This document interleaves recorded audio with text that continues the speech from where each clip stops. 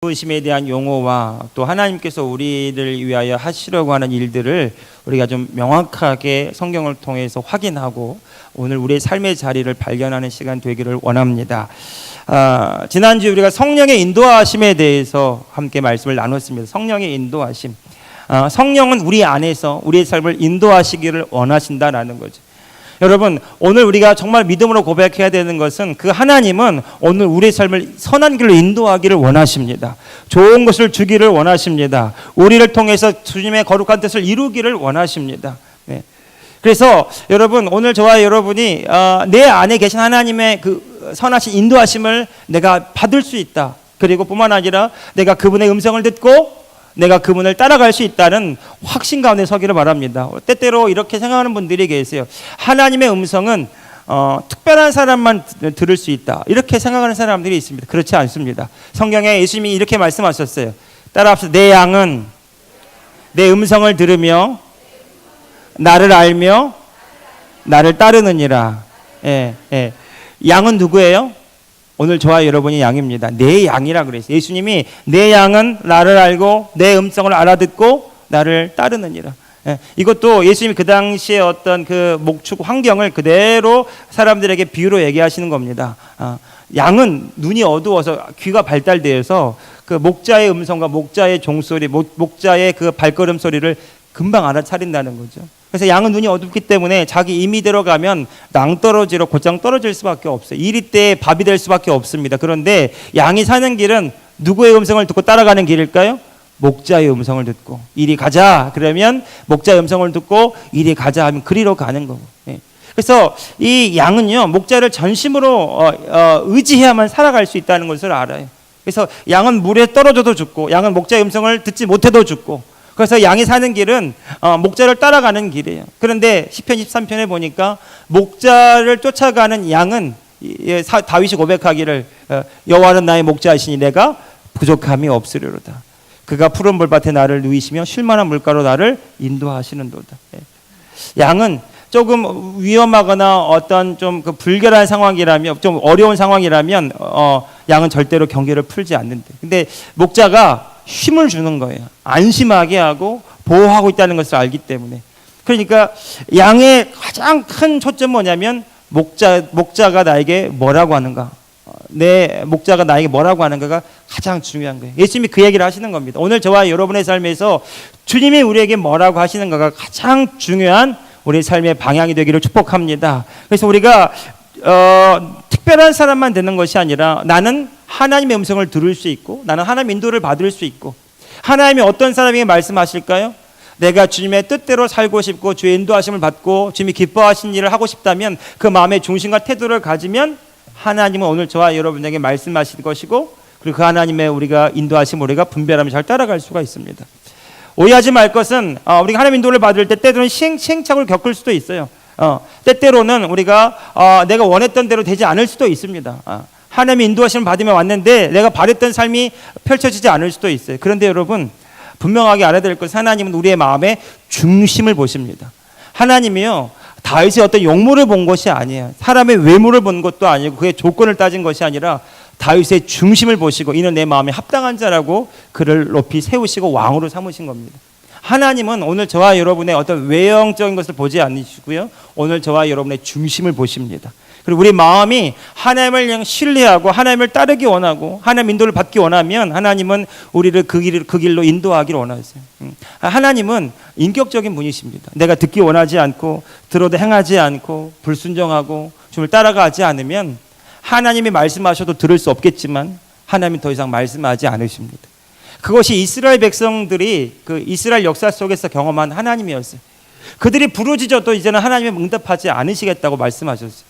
왜냐하면 선지자들을 보내시고 여러 선지자들 통해서 하나님이 말씀하시고 또 말씀하셨지만 그들이 하나님의 말씀을 듣고 불순종하였기 때문에 하나님이 더 이상 말씀하지 않고 하나님이 더 이상 응답하지 않은 바벨론으로 그들을 포로로 끌고 가시죠. 하나님이 오늘 저와 여러분을 인도하시고 우리가 그분의 인도를 따라갈 때 우리는 그곳에서 하나님을 경험하게 될 줄로 믿습니다. 우리의 생각으로는 이게 이것일까 저것일까를 우리가 판단하고 따질 수 있어요. 그런데 정말 중요한 것은 내가 하나님의 인도를 받기 원하고 내가 하나님의 인도를 따라 믿음으로 순종하기를 원하고 내 마음의 중심이 하나님의 기뻐하시는 자리에 있기를 원하면 하나님 오늘 저와 여러분을 그리로 인도하시는데 우리가 그곳에서 하나님의 일하심을 경험하게 되는 거죠. 가라고 했는데 가지 않으면 하나님의 일하심을 경험할 수 없습니다. 서라고 했는데 서지 않으면 하나님의 인도하심을 경험할 수가 없어요. 그래서 우리가 하나님의 인도하심을 받을 수 있다. 그분이 내 안에 계시고 그분이 내 삶을 인도하시고 그분은 내게 말씀을 생각나게 하시고 내게 하나님의 뜻을 분별하게 하시고 때로는 말씀을 통해서 때로는 설교를 통해서 때로는 내가 말씀을 묵상하는 과정 가운데 기도하는 가운데 생각나게 하시고 떠올려 주시고 분별하게 하셔서 하나님이 정말 기뻐하시듯이 무엇인지를 행하게 하시고 그 일들을 통해서 하나님의 영광을 나타내신다고 우리 지난주 함께 배웠습니다. 오늘 그와 이어서 성령의 기름 부으심인데 이 기름 부으심에 대한 정의를 함께 먼저 읽어보겠습니다. 기름 부으심의 뜻이요. 같이 한번 읽어봅시다. 자, 시작.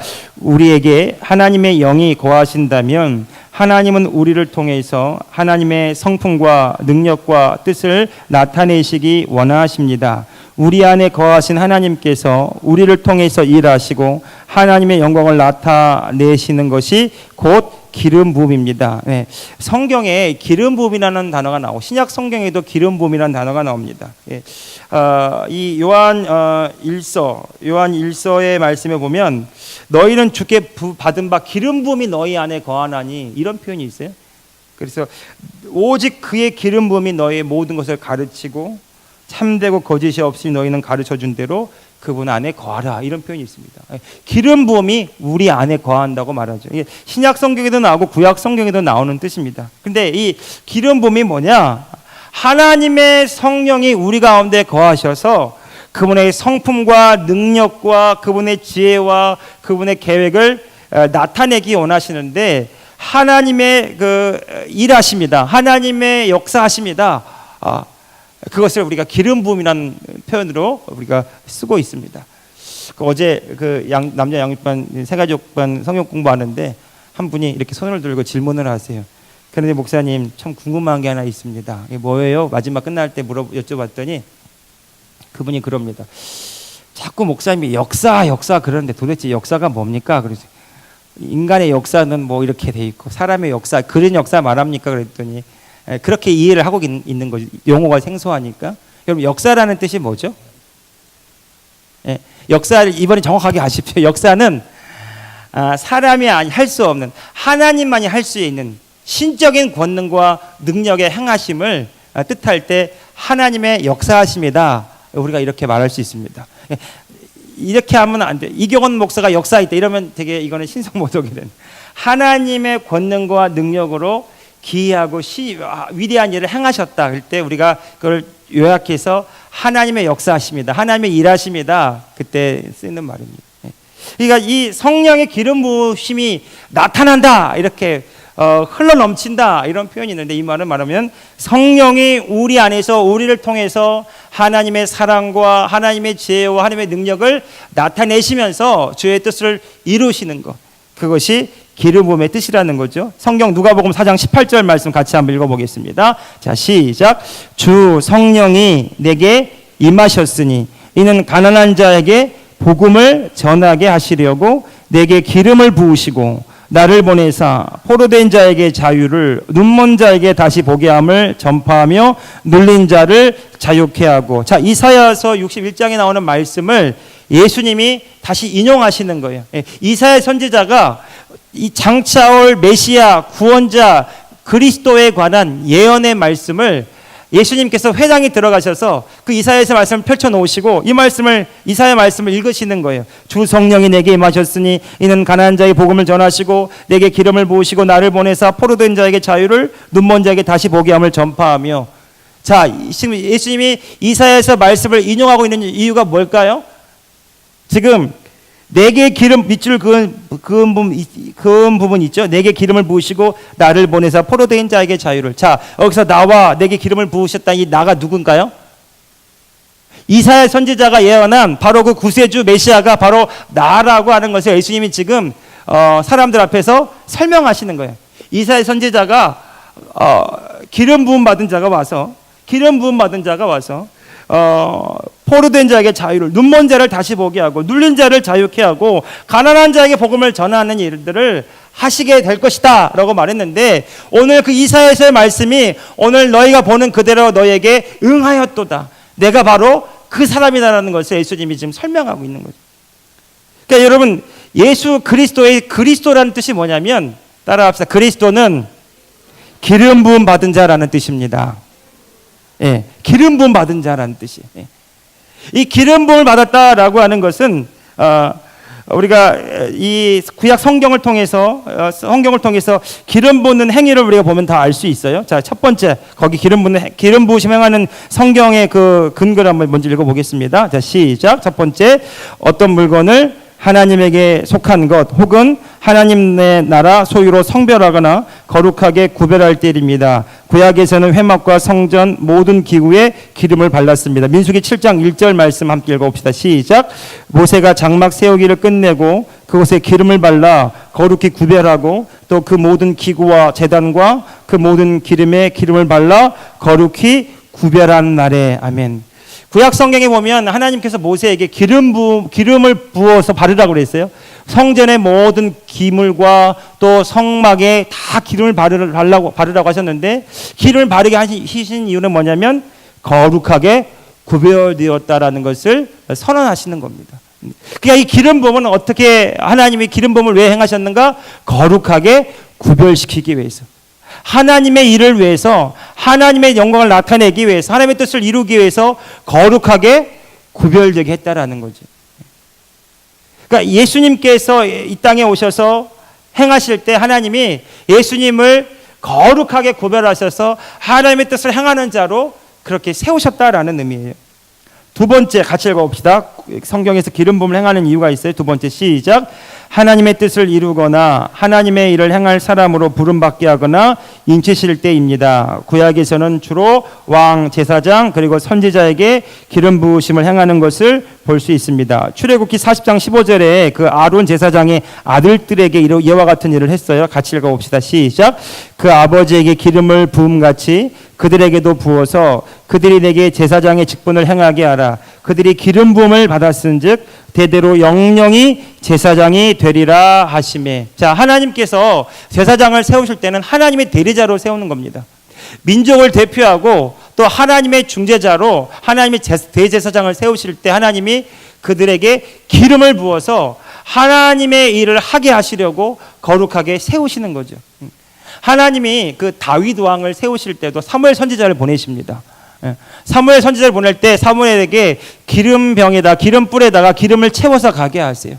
그리고 하나님이 다윗에게 기름 부으라고 하실 때 사무엘 선지자가 다윗의 머리에 기름을 붓고 하나님의 이를 왕으로 세우셨음을 표하는 겁니다. 그러니까 구약 성경에 보면 제사장, 왕, 선지자, 이와 같은 하나님의 대리자여 하나님의 뜻을 이룰 하나님의 대표자들로 하나님 사람들 구분하게 세우실 때, 구약 성경에는 왕과 선지자, 제사장이 이들을 그냥 세운 것이 아니라 기름을 부어서 하나님이 거룩하게 구별하시고 하나님이 성별하셔서 하나님의 성령을 부어주세요.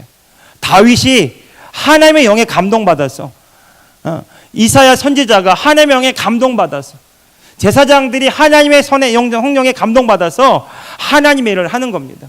그러니까 하나님의 기름 붓는 것은, 거룩하게 구별하는 것은 왜 구별하시냐면 하나님이 그 가운데 임하셔서 하나님의 거룩한 뜻을 그 사람을 통해 행하기 위함입니다. 여러분, 오늘 저와 여러분에게 하나님이 성령으로 임하셨다라고 하는 것은 그냥 괜히 임한 것이 아니에요. 하나님 오늘 저와 여러분을 통해서 하나님의 거룩한 뜻을 구별하여 나타내시기 원하시고 하나님의 뜻을 이루기 위함인 줄로 믿습니다. 여러분, 하나님의 영이 우리 가운데 왔다는 것은요, 우리의 영이 새로워졌다는 거예요. 우리는 새로운 피조물이고 새 사람이고 새 생명이에요. 우리가 세상에 안 믿는 사람들과 육체의 겉모습으로는 구분이 안 가요. 우리의 생활의 모습으로는 구분이 안 갈 수 있어요. 그런데 정말 우리가 예수를 구주로 믿고 영접한 하나님의 자녀라고 하는 분명한 확신과 믿음이 있다면 오늘 저와 여러분 안에 성령이 거하시는 줄 믿으시기 바랍니다. 성령이 거하시기 때문에 예수님을 우리가 주로 고백하고 예수님을 우리의 구세주로 믿고 따르는 것이죠. 그런데 성령이 우리 안에 있다는 것은 우리의 영이 새로워졌다는 거예요. 우리의 영이 이 세상의 영들과 구별되었다는 겁니다. 이 세상의 사람들은 마귀에게 속한 자들이에요. 그런데 오늘 저와 여러분은 하나님에게 속한 하나님의 자녀들인 줄로 믿습니다. 영이 틀려요. 겉모습은 같을지 모르지만 영이 구별돼요. 하나님이 우리 가운데 오셔서 성령으로 우리를 새롭게 하시고 그분이 오늘 저와 여러분을 통해서 하나님의 거룩한 뜻과 계획을 이루시기를 원하십니다. 이것을 믿는 자는 성령을 의지하여 성령의 인도를 따라 행하게 되어 있어요.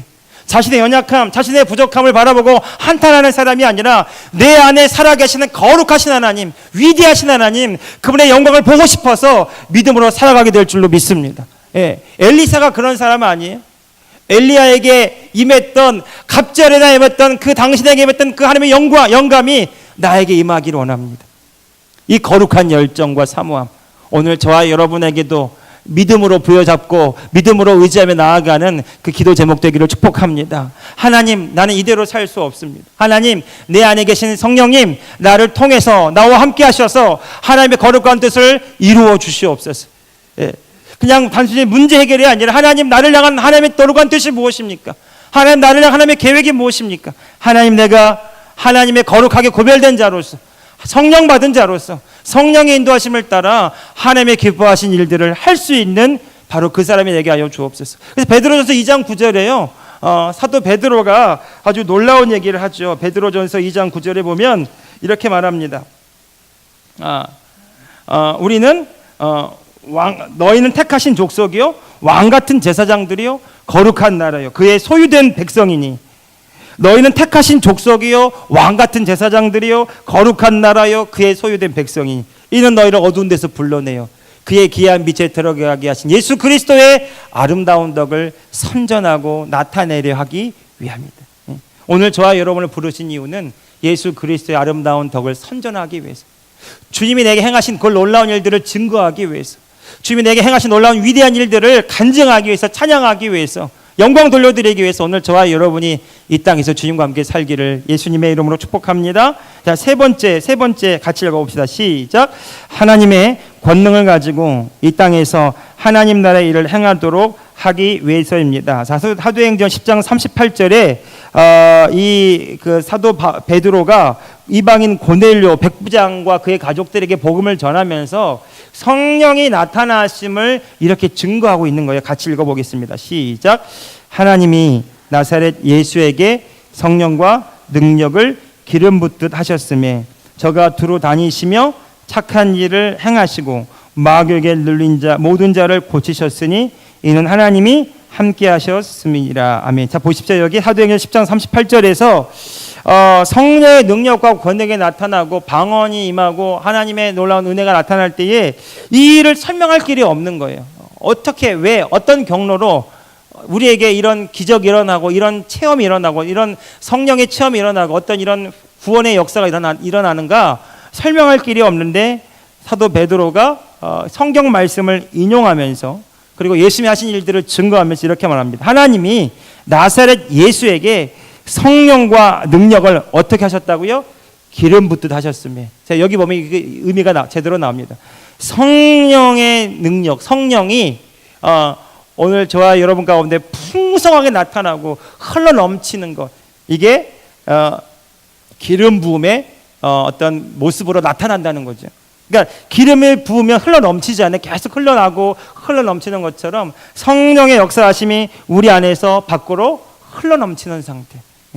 그래서 예수 그리스도가에게 성령과 능력을 기름 붓듯 하시니까 예수님이 돌아다니실 때 주님이 선한 일을 행하시고 어떤 윤리 도덕적인 일을 행하셨다는 게 아니에요. 하나님의 선하신 뜻을 이루셨다 이런 말입니다. 하나님의 계획을 이루셨다는 말을 착한 일을 행하시고라는 말이고요. 마귀에게 눌린 모든 자들을 고치셨으니 이는 하나님이 그와 함께 하셨습니다. 예수님이 이렇게 말씀하시는 겁니다. 내가 아는 것이 아니라 내 안에 아버지께서 거하셔서 아버지께서 나를 통해 그 일을 하시는 것이라. 예수님은 사역하면서 초조해하지 않으셨어요. 나사로가 죽은 그 무덤가에 가셨어도, 예수님은 풍랑이는 배 위에 있었으면서도, 예수님은 5,000명을 먹여야 되는, 보리떡 5개와 물고기 2마리 가지고 5,000명 먹여야 되는 그 엄청난 상황 속에서도 예수님은 걱정하거나 염려하지 않으셨어요. 예수님은 귀신 들려 간질하는 아이의 아버지가 나 좀 고쳐달라고 아우성칠 때도 당황하지 않으셨어요. 예수님은 하나님 아버지의 일들을 믿음으로 행하셨습니다. 예수님 한 번은 길을 걸어가셨습니다. 그런데 12년 동안 혈루증을 앓던 여인이 그가 믿음으로 행하였습니다. 나는 예수님 옷자락에 손만 대도 나을 것이다. 그리고 많은 사람들이 가는 그 뒤로 들어가서 그는 믿음대로 그가 고백한 대로 예수님의 옷자락에 손을 댑니다. 그때 성경에 뭐라고 말합니까? 예수님이 가던 길을 멈추시고 말씀하시기를 능력이 내게서 나갔도다 이렇게 말합니다. 예수님 안에 하나님의 성령과 능력을 기름 붓듯 하셨음에 예수님을 믿음으로 터치하는 사람은 하나님의 능력을 경험하게 되었다라는 거죠. 그것이 그 여인의 믿음이었고 그 믿음을 행하였을 때 예수 그리스도는 흘러넘치는 성령의 능력이 그 여인에게 흘러들어가게 된 겁니다. 성경이 뭐라고 말합니까? 그 여인이 옷자락에 손을 댈 때 즉시 혈루의 근원이 메말랐더라. 그 다음에 일어나는 상황이 기가 막혀요. 그 전까지 사람들은 그냥 예수님 막 이렇게 몰려다니면서 만졌어요. 그런데 그때 치유받은 사람은 12년 동안 혈루증으로 앓던 여인 딱 한 사람입니다. 그런데 성경에 보니까 그 다음 구절에 보면은요, 예수님을 만진 모든 사람들은 나음을 입었더라 이렇게 나옵니다. 무슨 얘기를 할까요? 사람들이 다 알고 있는 거죠. 12년 동안 혈루증으로 앓던 여인, 모든 그 마을 동네 사람들은 다 알고 있습니다. 그 여인의 불행한 이야기, 그 여인이 정말 저주받은 인생이라는 것을 사람들이 다 알고 그렇게 그 여인을 비난하기도 하고 그 여인에게 손가락질도 하는, 그 여인은 모르는 사람이 없어. 12년 동안 그 여인은 그런 서름과 고통을 당했기 때문에. 그런데 그 여인이 사람들을 깜짝 놀래키는 겁니다. 그 여인이 예수님이 손을 얹었을 때 어떤 의사도 못 고치고 가진 것을 다 허비할 수밖에 없었던 그 12년 동안의 고통과 소름을 그 여인은 예수님을 어루만짐과 동시에 해결받았기 때문에 사람들이 그것을 보고 어떤 일이 생겼을까요?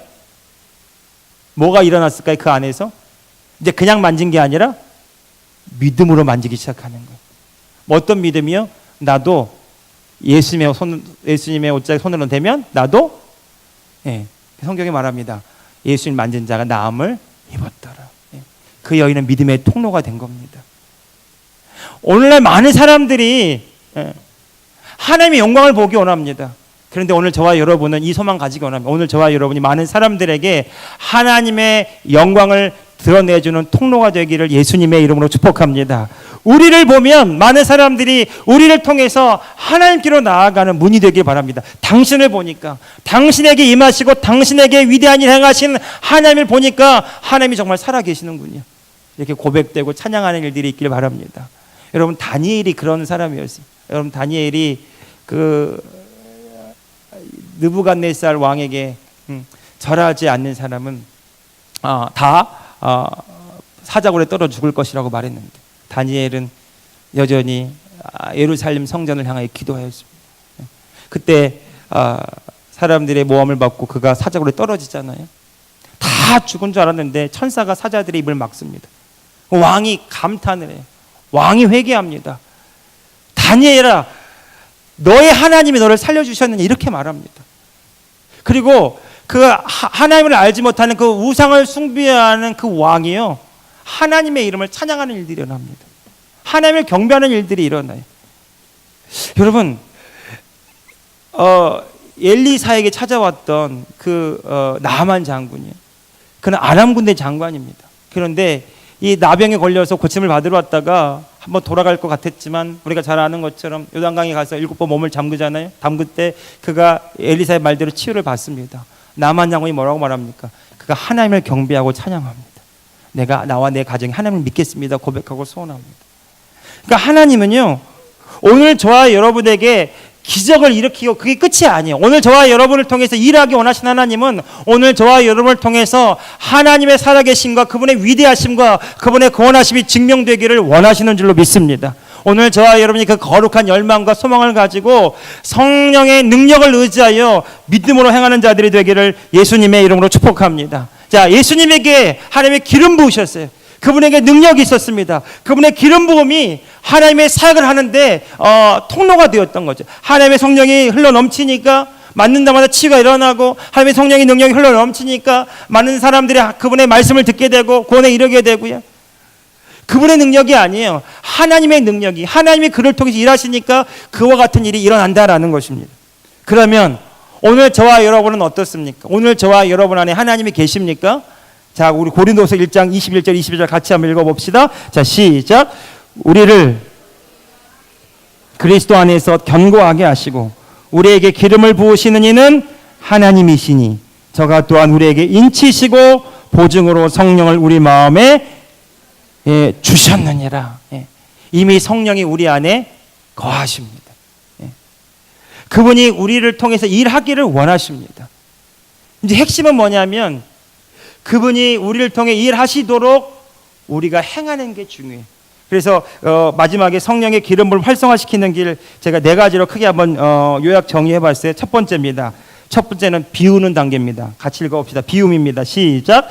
자신과 세상에 대한 통치권과 소유권을 하나님께 돌려드리는 것입니다. 여러분, 내가 주인되어 나로 가득 차 있어서 내가 하려고 하는 그 모든 것에서 나의 주권을 하나님께 내어드리는 것이 먼저입니다. 주님, 당신이 주님이십니다. 주님, 내 삶에 당신이 인도자이십니다. 주님, 나를 통치하시고 나를 다스려 주옵소서. 여러분, 우리가 예수를 구주로 모시고 주님으로 영접했다고 하지만 우리는 많은 순간 예수님을 손님처럼, 구경꾼처럼, 도우미처럼 그렇게 내가 필요할 때만 내가 찾고 원하는 대상이 아닌지 한번 돌아볼 필요가 있습니다. 그분은 우리의 주인이십니다. 그분은 우리 삶의 주관자이시고 왕이십니다. 그분은 우리를 다스리시는 분이고 우리를 통해서 그분의 선하신 뜻을 이루기 원합니다. 그래서 우리가 사는 목적이요, 내가 원하는 것을 이루기 위해서 나의 성공과 번영을 위해 사는 삶이 아니라 하나님 그분이 내 안에 계셔서 그분의 뜻을 이루시고 그분의 영광을 나타내시며 그분의 목적과 계획을 성취하는데 내가 부름받은 존재인 것을 기억하고요, 날마다 예수 주 되심을 시인하고 고백하며 주님, 오늘도 내 삶의 주인 되셔서 내 삶을 인도하여 주십시오. 나는 당신의 소유입니다. 나는 당신의 것입니다. 나는 당신을 떠나서는 아무것도 할 수 없습니다. 그렇게 우리의 통치권과 주인됨을, 주권을 주에게 날마다 내어드리면서 그렇게 믿음으로 살아가는 이 비움이 첫 번째라는 거죠. 우리 안에 성령의 능력을 활성화시키는 일이요. 두 번째, 체험입니다. 체험. 시작. 우리의 생각을 그리스도에게 집중시키고 오직 예수님에게만 초점을 맞춰서 친밀한 교제를 나누는 것이 중요합니다. 은혜와 믿음으로 부어주시는 주님의 한없는 사랑을 두려움 없이 받아들입니다. 자, 여러분, 우리가 많은 순간 그분을 잊고 살아갑니다. 그런데 오늘 저와 여러분이 나의 주 되신 예수님을 인정했다면, 시인했다면 오늘 그분을 전심으로 의지하고 바라봐야 돼요. 전심으로 의지하고 바라봐야 됩니다. 매 순간 나와 함께 하시는 그분의 임재를 인식하고 살아가죠. 내가 운전할 때도 그분이 함께 계십니까? 내가 길을 걸을 때에도, 내가 밥을 먹을 때에도, 내가 다른 사람들과 이야기할 때에도 내 모든 순간 가운데 그분이 나와 함께 하신다면 우리가 그분을 바라보고 의지하면서 그분의 임재, 그분이 나와 함께 하심을 날마다 의식하며 살아가는 훈련이 너무 중요합니다. 이런 훈련을 통해서 우리가 뭘 경험할 수 있냐면 그분이 나에게 베푸신 은혜를 경험하게 되고요, 그분이 나를 얼마나 사랑하시는지 그분의 사랑을 우리가 체험하게 됩니다.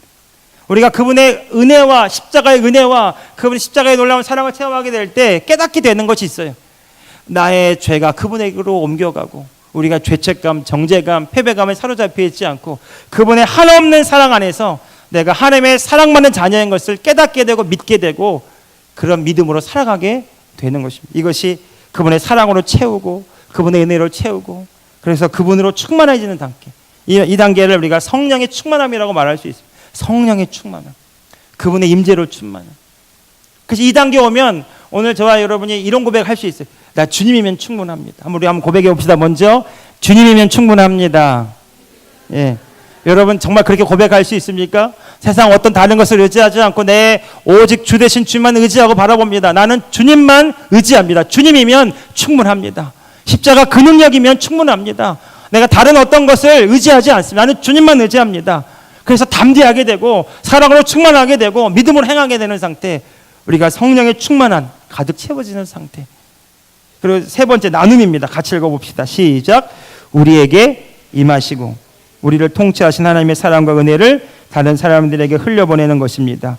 이때 기름 부으심의 열매가 나타납니다. 자, 내가 채워졌다면 이제 내가 할 일은 그분이 충만케 되심으로 이제 내가 할 일이 있다면 나누는 거예요. 사랑을 나누고 섬김으로 또 복음을 전함으로 전도함으로 내가 믿음의 말로 격려하고 위로함으로 내가 믿음으로 주의 뜻을 행함으로 내 안에 계신 성령님이 나를 통해 일하시도록 나를 내어드리는 거죠. 흘려보내는 겁니다. 프랭크 루박 선교사님이 그 책에서 권능의 통로라는 책에서 우리가 아무리 성령의 충만함을 구해도 그분이 더하여 부어줄 수 없는 이유는 우리가 나누지 않기 때문이라는 거예요. 나가는 문이 없다면 하나님 부어줄래야 부어줄 수가 없어요. 그래서 그 책의 이름이 권능의 통로입니다. 우리는 하나님의 통로라는 거죠. 하나님이 부으실 때 우리를 통해서 하나님이 일하시는 통로가 되는 것이. 우리는 축복의 통로입니다. 한번 따라합시다. 나는 축복의 통로입니다. 나는 권능의 통로입니다. 한 번 더. 나는 복음의 통로입니다. 예. 하나님이 나에게 지혜를 주시고 능력을 주셔서 나누게 하시고 전하게 하시고 베풀게 하시고 선한 일을 행하게 하세요. 그때 우리가 그 일에 순종하고 믿음으로 행하지 않는다면 우리가 성령으로 충만함이 나의 의를 세우고 나의 어떤 신령한 것을 드러내려고 하는 나의 공로일 수밖에 없습니다. 근데 하나님 우리에게 능력을 주시는 이유는 나누라 하심이고 베풀라 하심이고 전하라 하심이고 나타내라고 하심인 거죠.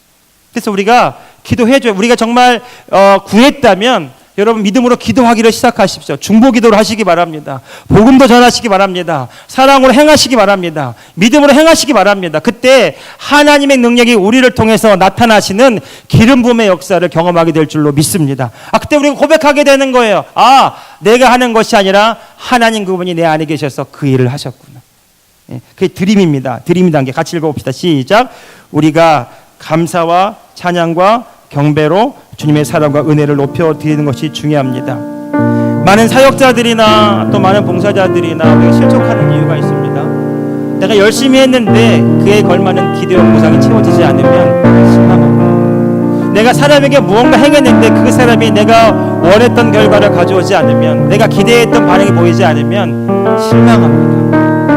그런데 성경은 이렇게 말합니다. 너희가 작은 소자에게 냉수 한 그릇 떠주는 그거 나한테 하는 것이다. 그에게 한 것이지만 그거 곧 나한테 한 것이고 그 사람 결단코 상을 잃어버리지 않게 하는 것이다. 하나님은 오늘 우리가 누구에게 행했기 때문에, 어떤 사람들이 행했기 때문에 그 사람에게 보상과 어떤 기대를 요구하지 말라고 하세요. 우리가 행한 것들 하나님이 갚으실 줄로 믿습니다. 우리가 심은 것들을 자라나게 하세요. 그런데 사도 바울이 말합니다. 우리가 심었으나 나는 심었고 아볼로는 물을 주었으나 자라게 하시는 이는 하나님이시다. 내가 모든 사도보다 더 많이 수고했는데 내가 한 것이 아니라 하나님의 은혜로 된 것이다. 나의 나 된 것은 하나님의 은혜. 여러분, 오늘 저와 여러분이 무너지지 않고 실족하지 않을 수 있는 근거는 이 모든 영광을 하나님의 은혜. 따라합시다. 하나님이 다 하셨습니다. 한 번 더. 하나님이 이 모든 일을 하셨습니다. 한 번 더 고백합시다. 하나님의 은혜입니다. 하나님의 은혜입니다.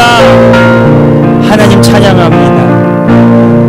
이것이 우리가 교만에 넘어지지 않고 실망함으로 실족하지 않고 사람을 기대거나 의지하여 사람 때문에 무너지지 않고요, 사람을 받아보다가 마음에 상처를 입지 않고요, 주님과 고통하고 그러지 않으면서 주님 아시죠 내 마음, 주님 보시죠 내 마음, 주님 내 삶을 주님께 내어드립니다. 주님으로 책임지고 주님의 일을 하기 원합니다. 주님 영광을 받아 주옵소서. 내 삶은 주님의 것입니다.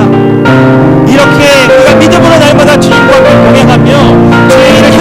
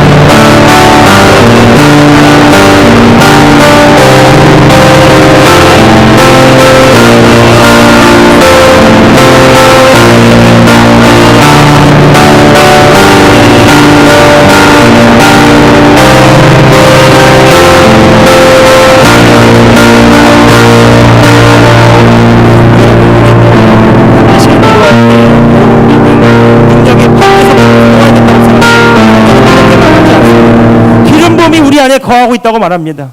성령이 우리 안에 이미 거하신다고 말씀하고 계세요. 그러면 능력이 우리 안에 있습니다. 예수님과 함께 하셨던 그 놀라운 성령의 능력이 오늘 저와 여러분 안에 있습니다. 이제 우리가 해야 될 것이 있어요. 주님의 나라와 그의 일을 구하는 것입니다.